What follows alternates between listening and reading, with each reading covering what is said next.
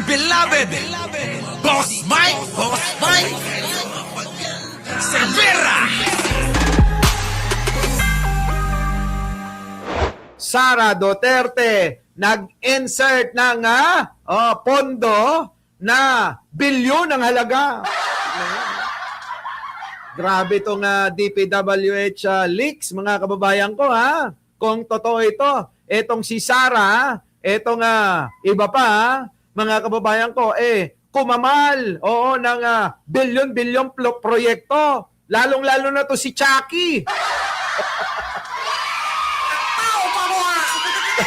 Teka.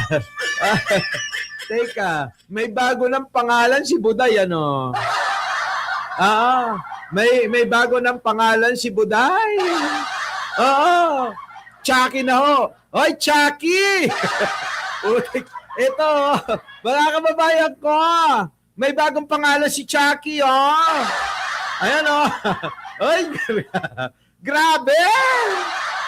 Sabi rito, mga kababayan, si BP Sara kamukha, si Chucky kapag kagalit.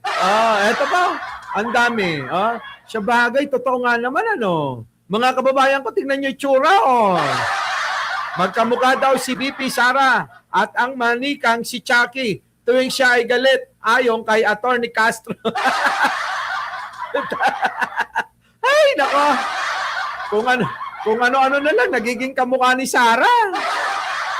So anyway, mga kababayan, bago natin ito umpisan, itong ating masayang talayan, mga kababayan, huwag niyo kalimutan na mag-like, mag-share, at mag-subscribe! Eto na. Mga kababayan ko, ang Sara Duterte ninyo ay galit na galit. Allergic mga kababayan kapag ka naririnig ang pangalan ni Manong Bongbong natin. Bakit kaya? Eto na. Magbabago ba yung ugali niya kung Christmas o hindi? Hindi naman magbabago. Tingnan nyo, mga kababayan ko, ganito ang klase ng tao na gustong-gusto ng mga bobo, sinto-sinto, tatanga-tanga. Diba? Ay! Makinig kayo mga DDS kayo. Pinalagpas ko lang yung Pasko pero magbabalik na naman ako. Baka akala nyo, mababawasan na babanat sa inyo. Basta mga bobot tanga, ito ang gusto nila. Wala nang iba, hindi natitingin sa kanan, hindi natitingin sa kaliwa. Ganyan, mga kababayan ko, Paskong Pasko. Ay, ito na nga yung sinasabi, mga kababayan, na taliwas. Sa katotohanan, yung pong madrama na binabasa na mensahe, kapag ka mayroon pong mensahe, tulad ng mga okasyong Pasko at EDSA, kung ano-ano pa, pati piyesta ng patay, mahal na araw, ginagamit netong tatanga-tanga. Para magmensahe ng pampaplastik sa mga kagaya niyang tanga. Diba? Totoo yan, mga kababayan ko ba? Kaya alam nyo, ewan ko, saan ba talaga? Ganito ba talaga parang labada? Na hinihiwalay ang kamukha niya? At yung mga kamukha natin talagang sumasama kay Manong Bongbong, ha? Di ba? Eto, mga kababayan ko, parang kahit ikula mo ng 100 beses, ganyan pa rin ang itsura at pag-iisip niya.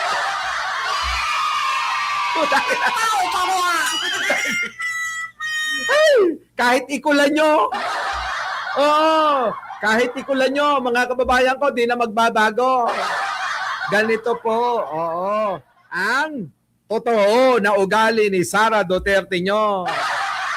Alam nyo, mga kababayan ko, kung ako lang kung ako, ang sasabihin ko, di Merry Christmas sa ating Pangulo na sana bigyan pa siya ng kalakasan na maitawid niya at malabanan itong mga isyu na pinupukol sa kanya. Ganon dapat. Pero mga kababayan ko, tignan nyo itsura. Chaki talaga. Di ba no? Chaki talaga. Oh, tagal mong nawala sa live. Oo nga eh. Pinalagpas naman natin ang Pasko. Ayo talaga, oh. Pasko. Abay, Pasko mga kababayan pag-celebrate ng diwa ng kapanganakan ng ating amang lumikha, nawala sila niyan. Ang mga DDS nagpapanggap lang na may Diyos yung mga yan. Maniwala kayo sa akin. Bakit kanyo? Paniwalaan ba naman yung nagmumura, nang iinsulto at ilang beses na babuyin nung idol nila, poon nila sa kulto na si Duterte na nakakulong, yung pong may birthday nung isang araw. Kaya po mga kababayan, yung mga DDS, walang Pasko yan.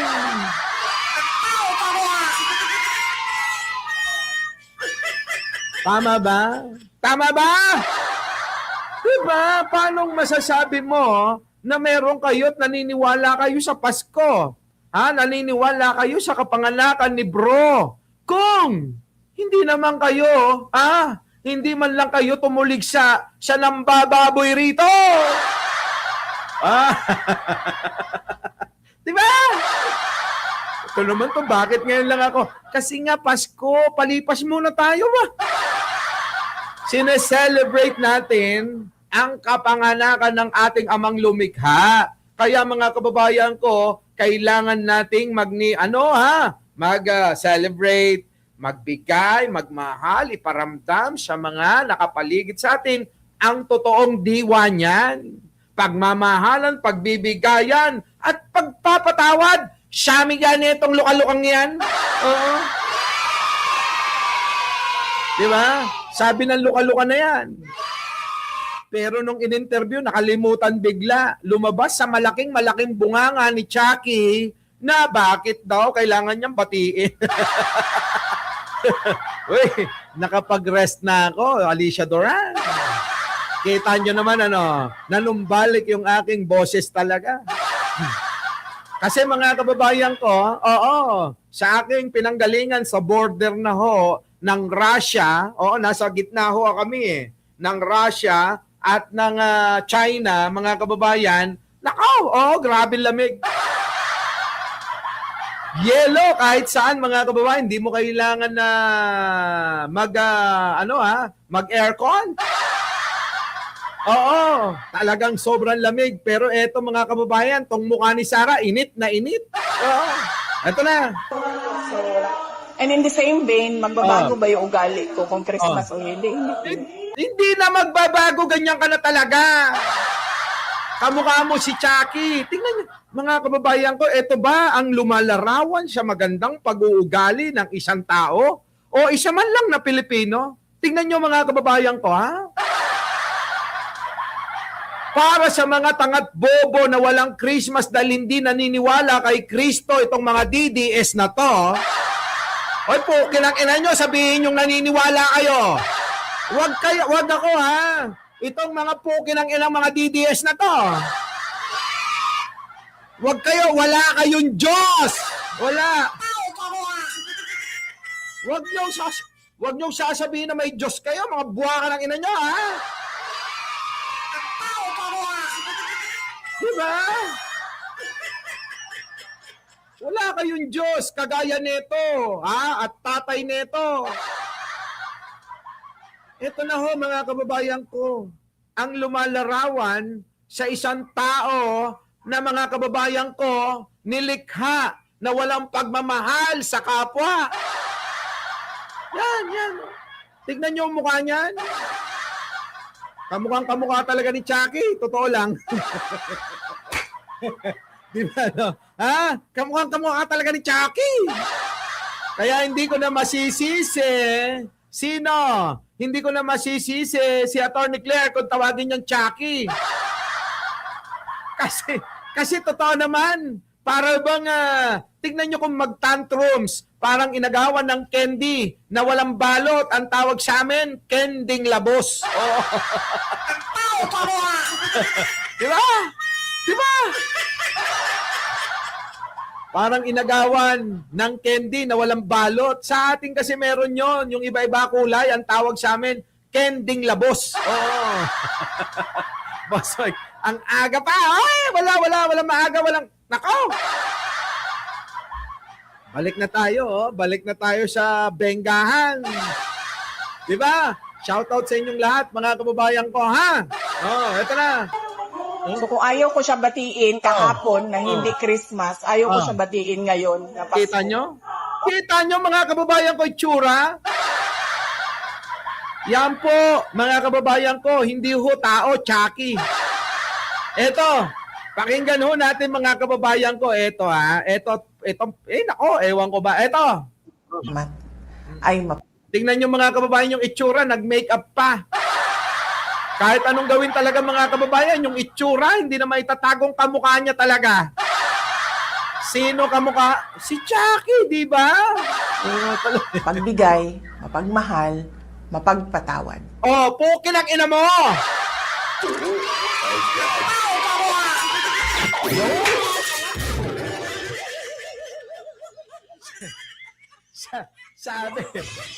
Sabi daw, oh, kinanginan to? Nagtuturo ka pa sa mga matitinong Pilipino, dapat ikaw matuto sa amin, tanga! Mga kababayan ko, wag na kayong mag-alala. Eto na, nagbabalik na naman ako, ha? Dapat dito kay Sarah sa atin matuto. Kami ang pakinggan mo, Buday, Chucky ka. Yung sinasabi mong ganyan, isadiwa. Okay lang, ina mo, di mo nga sinadiwa. Diba? Paano neto? Sasabing isadiwa, tuturuan pa tayo. Huwag kang mag-alala, ginagawa na namin yan. Ituro mo na lang sa kagaya mong mga tangayan. Yung mga DDS hindi naniniwala kay Kristo. Diba? Hindi naniniwala sa Diyos. Oo. Totoo, mga kababayan ko, yung kagaya niya. Ayan, o. Pakinggan ninyo yung sinasabi. Mga kababayan ko, ha? Ito. Tandaan po natin na ang pusong nagpapasalamat. Tandaan po natin na ang pusong nagpapasalamat, sabi netong bruha, ay mapagbigay. Ay mapagbigay daw. Okay nang ina mo, Sarah, binigay mo, lugaw. Pandesal, 5 piraso. Biskwit, 1 lang. Yun na ba yun? Hayop na yan, oo. Yun yung tawag niya doon, mapagbigay na. Mapagmahal. Mapagmahal. Oo, sa bagay, doon ako sasang-ayon sa'yo. Pati tomboy, minahal mo.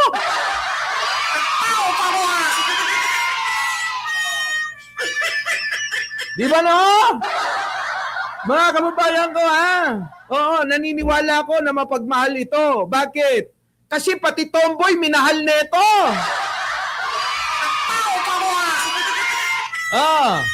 Ano pa? Ayop ka, ha?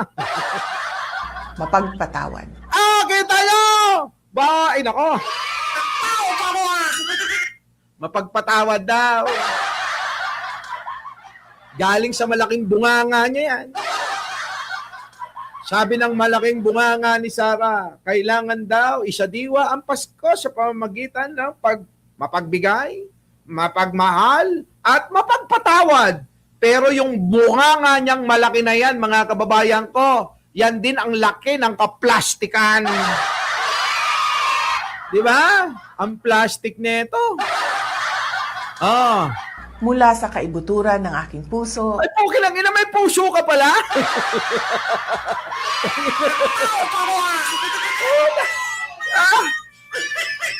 May puso pala si Sarah.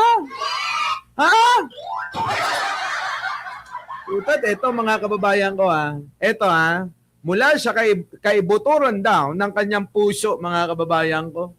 Pero mga kababayan ko, dito po sa mensahe niya para daw sa Kapaskuhan.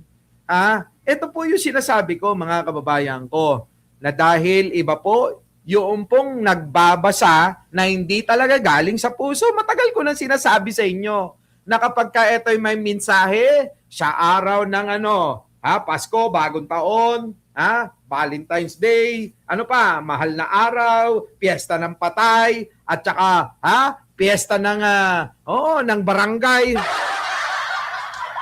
Mga kababayan ko, huwag kayong maniwala sa mga mensahe nito. Dahil ang mensahe nito, hindi bukal sa kalooban nito. Hindi galing sa puso, kung hindi galing lang sa bunganga na malaking malaki na bunganga ni Sarah. Oo, mga kababayan ko, ibang klase. Oo, tingnan nyo, mga kababayan ko, balikan natin. Dito. Po natin, paan at katatagan ng ating minamahal na bansa. Tandaan po natin na ang pusong nagpapasalamat ay mapagbigay, mapagmahal, mapagpatawad. Mula sa kaibuturan ng aking puso, Ang ina mo. malipayong Pasko sa ninyong tanan. Narinig nyo? Balikan naman natin itong pinagsasabi nito dito. Tingnan nyo. Magbabago ba yung ugali niya kung Christmas o hindi? Tingnan nyo mga kababayan ko, ibang-iba.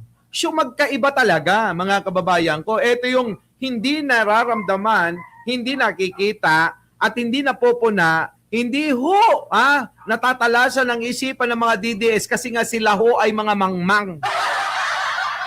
Hindi nila kayang unawain yung ganitong mga sinasabi ni Sarah kasi nga sila ay mga mangmang. Dahil kapag ka DDS ka, hindi ka na magkikinig sa iba. Basta ikaw na lang kung anong sasabihin ng poon mong mga Duterte, yun na lang talaga ang pakikinggan ng mga mangmang. Puro mangmang. Eto na. Eto na. Hindi naman magbabago. So, and in the same vein, magbabago ba yung ugali ko kung Christmas o hindi? Hindi. Kita nyo?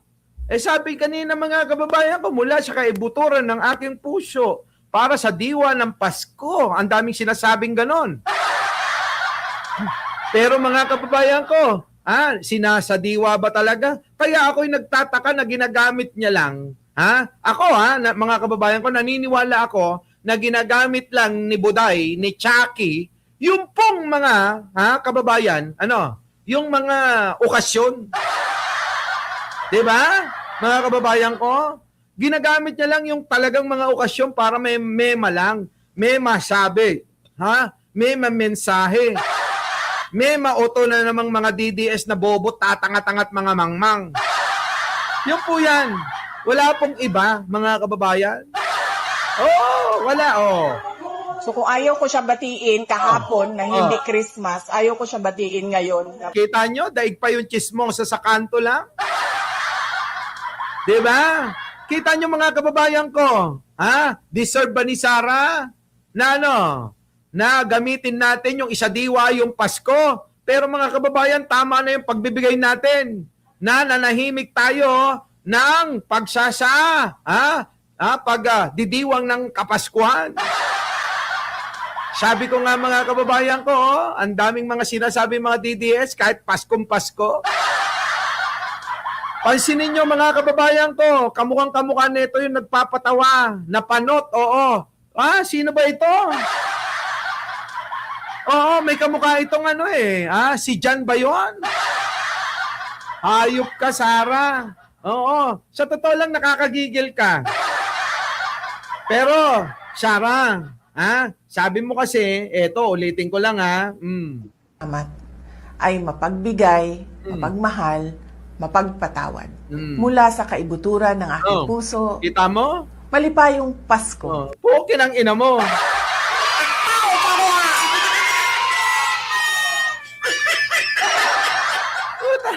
Alam nyo, etong si Sarah, mga kababayan, mukhang hindi pinalaki sa maayos na pamamaraan,